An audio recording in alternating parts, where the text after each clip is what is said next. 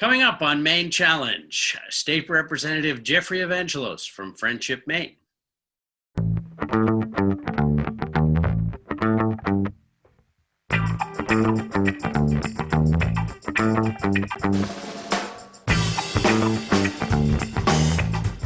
Hello, and welcome to Maine Challenge, a presentation of Lincoln County Indivisible and Lincoln County Television.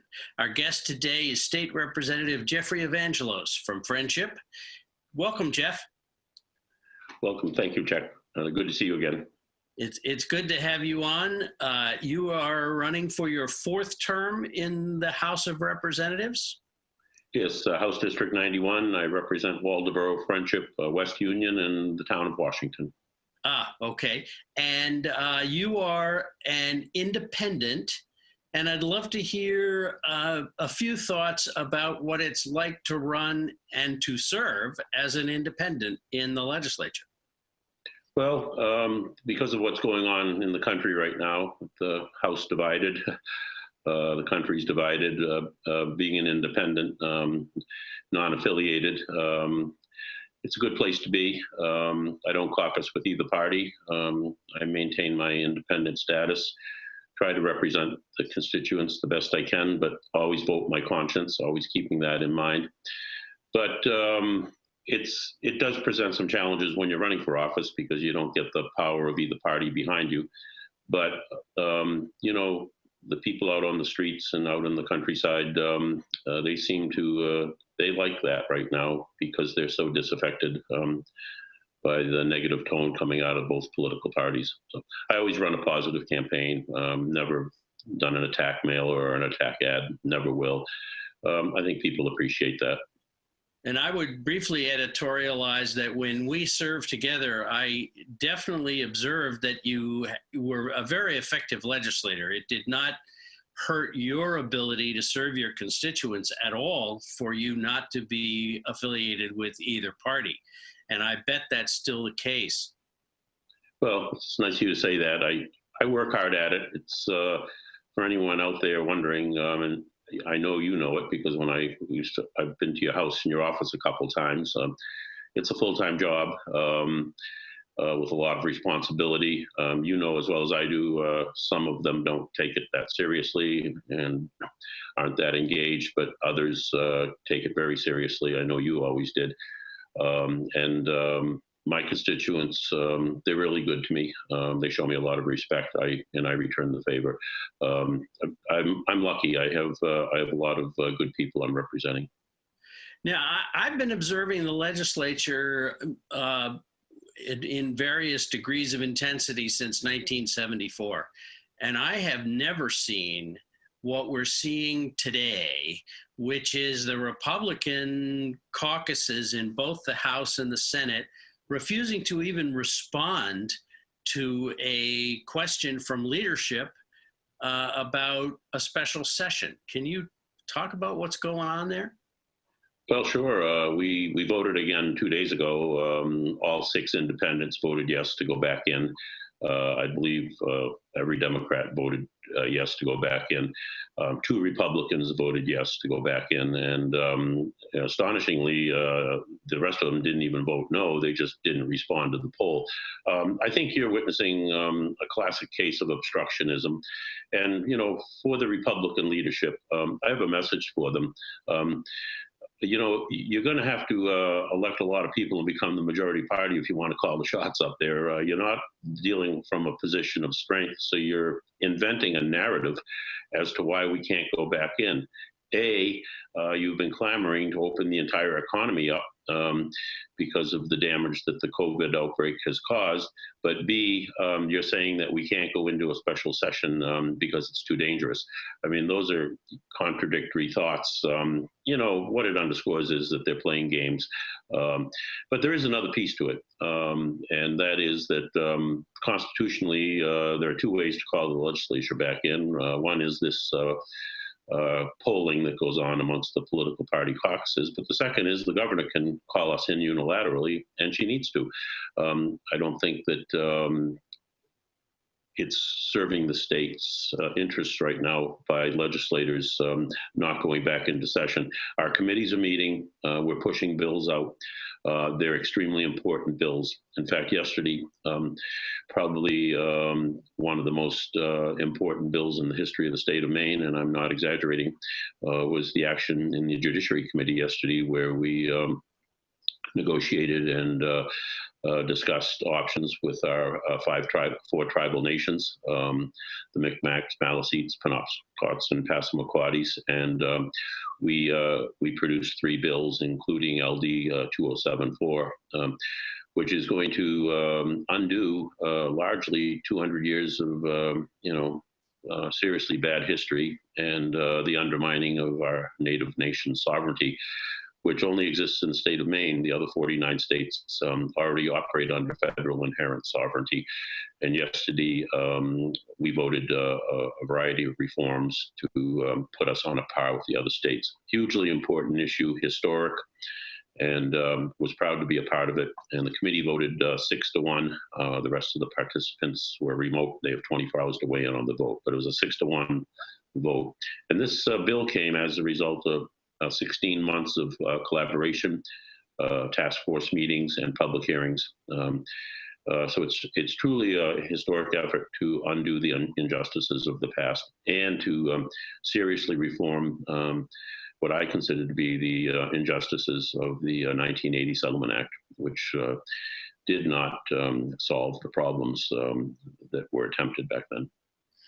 So so what I'm saying is, if the governor doesn't call us back in and the Republicans refuse to collaborate and be decent about it, every single initiative and bill that all of the committees are working on right now are going to die, and that's not acceptable. So, I'm asking publicly, I'll ask right now, Governor Mills, please call us back into session, and we need to do our work. If we can go to Walmart in Hannaford, we should be able to go to the Civic Center and distance 6 feet apart.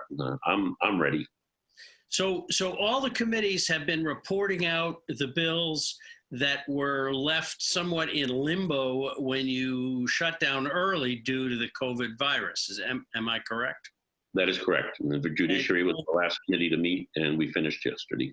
And so the committees had work undone. They've come back and they're either completing or have completed the work on those bills. So what the House and the Senate need to do is come back and vote those bills up or down into law or not. And then the governor will sign what the governor signs. And then this legislature will be complete. Am I right? Correct. If she vetoes some of the bills, we'll come back for a veto day and vote on overriding or sustaining. That's correct. Right. Now, the obstruction that's coming from one party, do they have a solution? Have they got an alternative to how, A, you're going to dispose of 500 bills or however many it is? And did the legislature adjourn sine die, for good and all? Yes, they did. So we're subject to call back to a special session, which is what we're trying to do. The Republicans, in their proposal to call the legislature back in, they set conditions. A minority party in both chambers of the legislature setting conditions, and the conditions were that they will come back into session and only vote on bills related to COVID and their intention of stripping the governor of her emergency powers. But they don't want to act on the rest of the bills. And that's just, we need to do the people's business. There are Republican-sponsored bills waiting, on the sidelines as well. And, I want to go back and do our job and finish the work we started. And as for the governor's executive powers, we'll revisit that when we get back into session. Our COVID case counts are fairly low in the state, so the response is working to an extent. Do the bills that are not reported out of committee when the legislature adjourns, do they automatically become carryovers into the next legislature, or are they died? There's no such thing as a carryover. The Constitution says that all unfinished bills and unfinished business at the end of a legislative session and with the election of a new legislature constitutionally duly sworn in early December, everything dies. That's that's not an adequate outcome, especially when you have Native American tribes waiting 400 years for justice. That's not acceptable.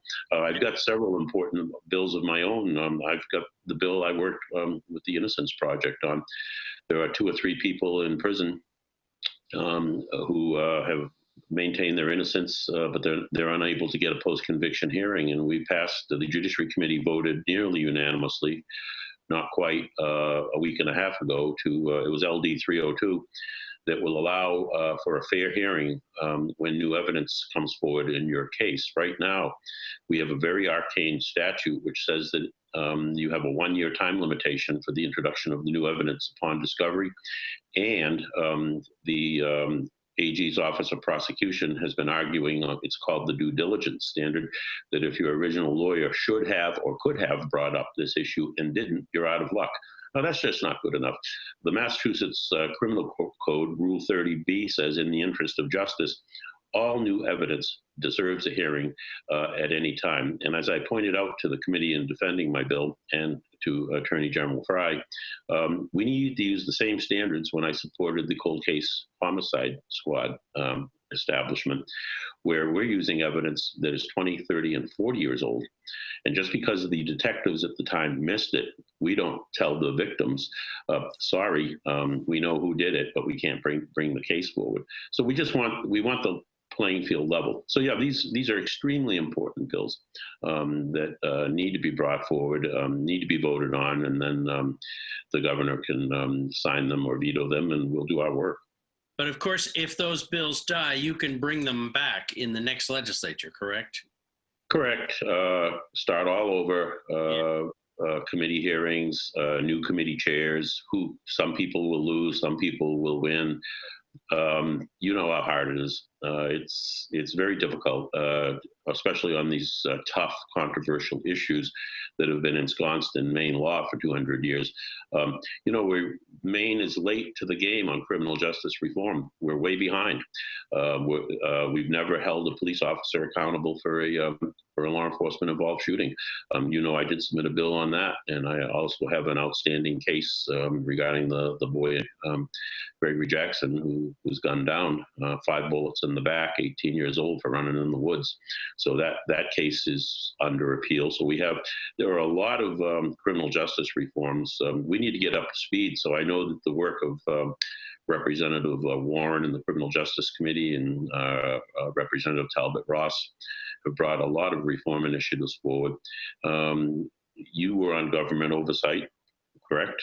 Yes, I was chair for 2 so terms. That there'll be a lot of important matters coming before them. We've got this information we received regarding the Fusion Center that is, in my opinion, illegally spying on innocent Mainers who are lawfully engaging in First Amendment activities. There is a raft of issues that needed to look into, but we need to get back to Augusta and do our job.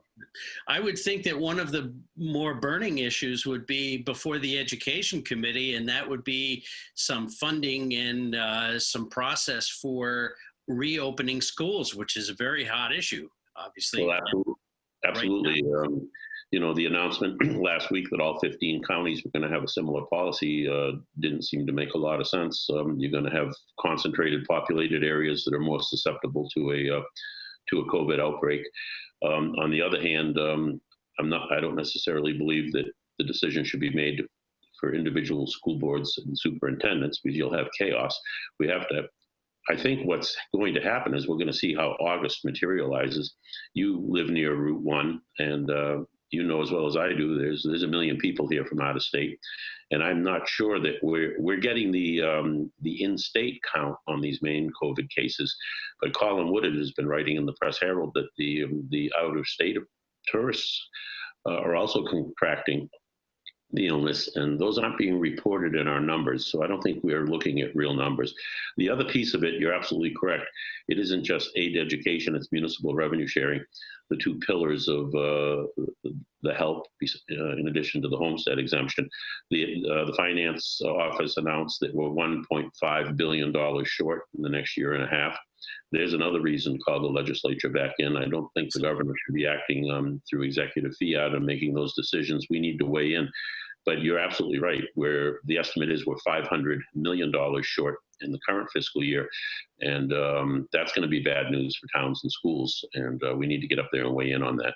And if the legislature doesn't approve some supplemental funding, then the towns are really going to be hurting.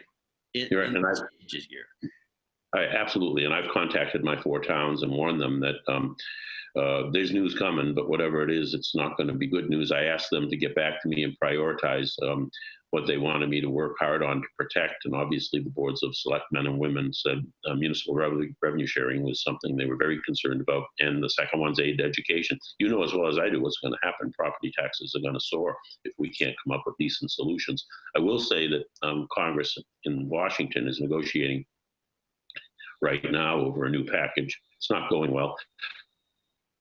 But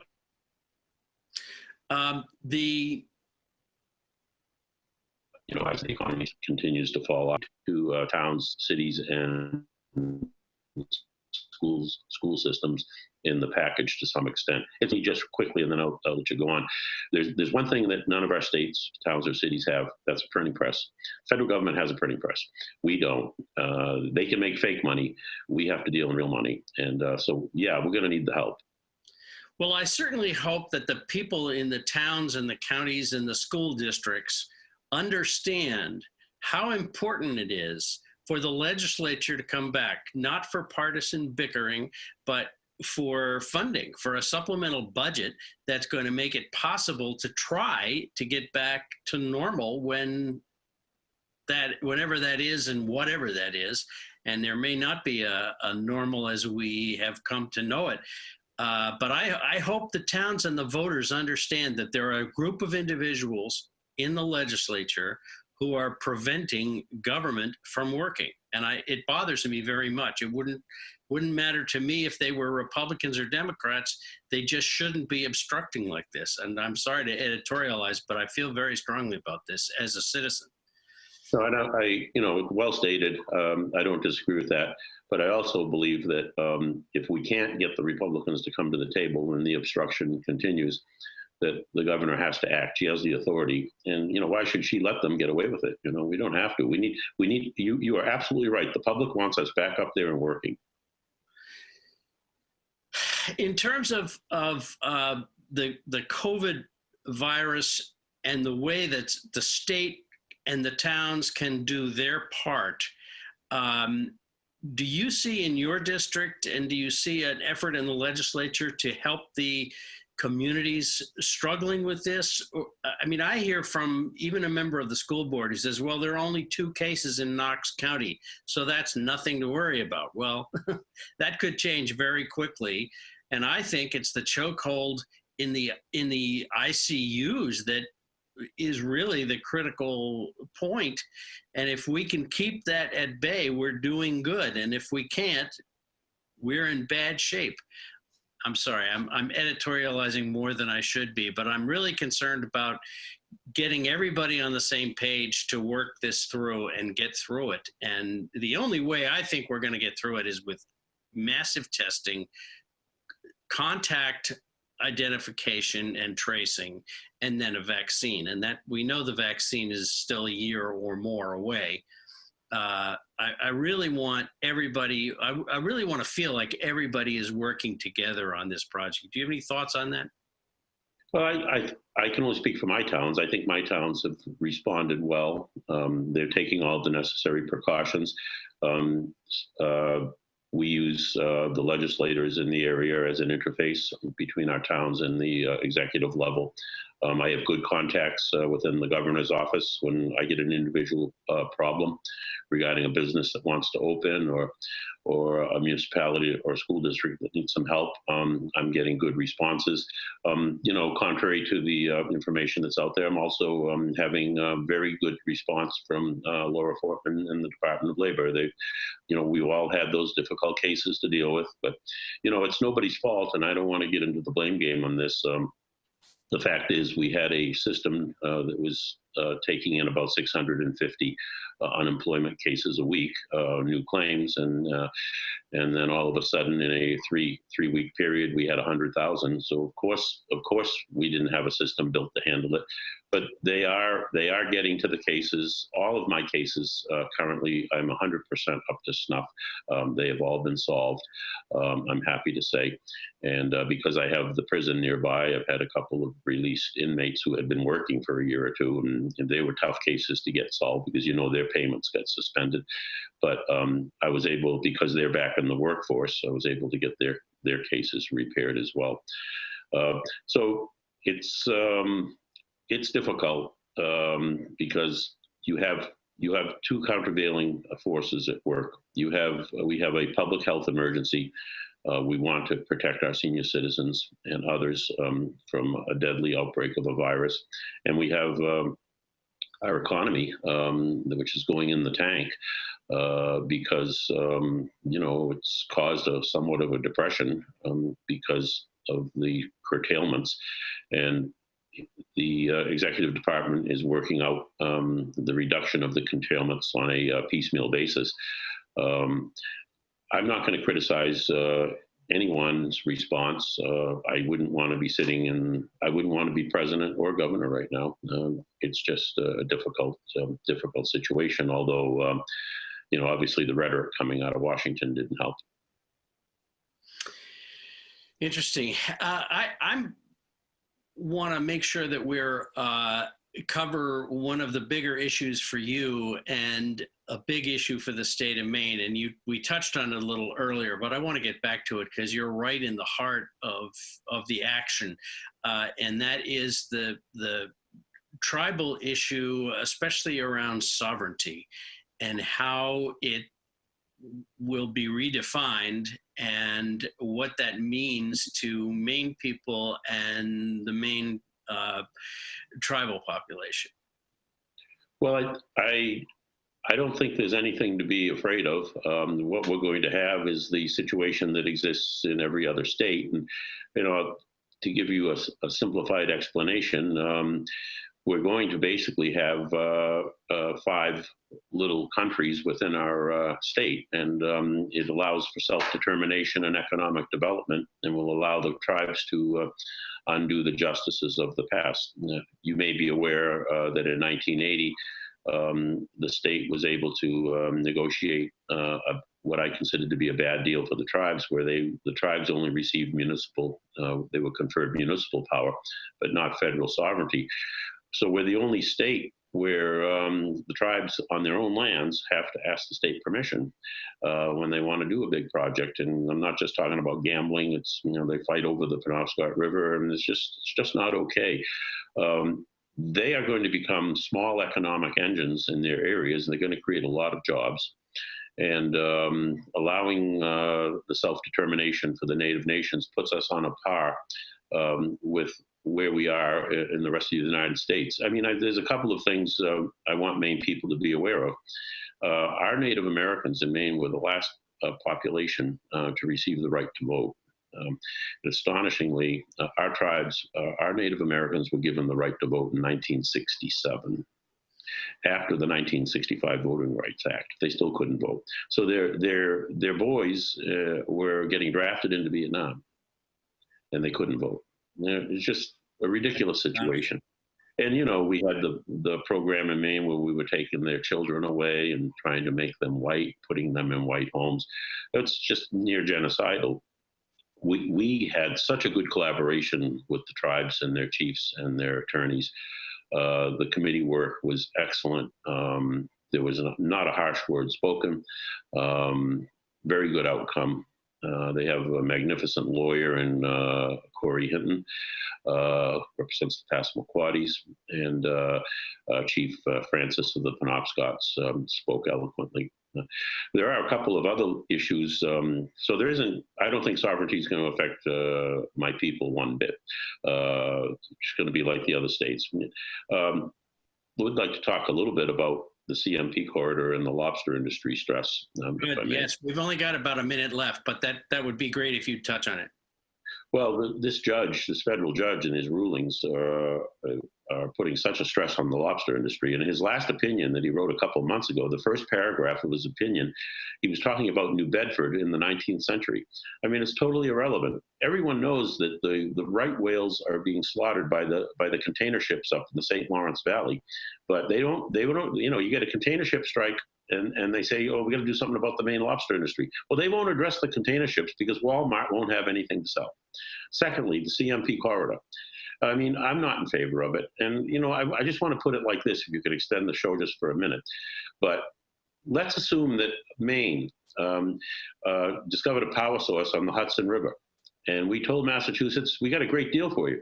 We're going to run that power line right through the Berkshire Mountains, right through your tourist area in the Berkshire Mountains, and then make a left-hand turn and send it up to Maine. And you're going to get 40 cents off on your power bill. Hey, what a deal. I mean, what would the people of Massachusetts say? But I mean, that is the bill of goods we're being sold here. And so I'm not buying it. Interesting. Well, I hate to have to wrap it up because there's an awful lot that we could talk about, and I know you're right in the thick of a lot of it, but I really appreciate your coming on and your willingness to serve, especially your willingness to serve in the legislature. I know quite well that it is a sacrifice. You are not paid well. You have 10,000 bosses who can change their opinions on a whim, and it's a tough job, and I appreciate you're up there constantly with great attendance, working hard for the people of your district. And I would just thank you, Jeff Evangelos, for coming on Maine Challenge and for representing the people of your district so well. Thank you. Thank you, Chuck. And maybe before the election, come on again. There's some other issues we didn't touch on, and I'd be happy to appear with you again. Thanks for having me. Very good. And thanks to all of you watching Maine Challenge, a production of Lincoln County Indivisible and Lincoln County Television.